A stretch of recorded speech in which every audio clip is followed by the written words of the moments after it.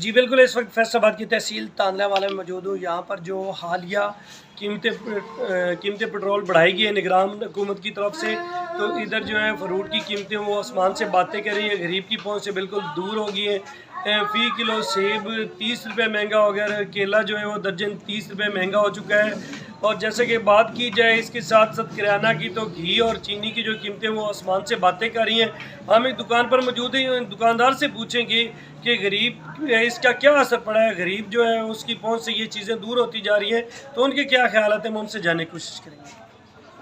جی، چینی کی قیمتیں جو ہے وہ کافی ساری بڑھی ہیں، تقریباً پہلے 150 تھی، اب 160 روپے کے راؤنڈ پر چلی گئی ہیں پٹرول مہنگا ہونے کی وجہ سے، اور دالیں وغیرہ مہنگی ہوئی ہیں۔ لوگ ہمیں کہتے ہیں کہ آپ مہنگائی کر رہے ہیں، اس پٹرول کا اثر ہر چیز پہ پڑتا ہے جی۔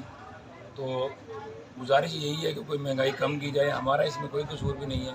پٹرول بڑھے گا، کوئی چیز بھی بڑھے گی تو اثر براہ راست پڑے گا ہر چیز کے اوپر، دالوں پہ، پھلوں پہ، گوشت پہ، انڈوں پہ، ہر چیز پہ پڑے گا جی۔ تو لہٰذا فہم کیا جائے۔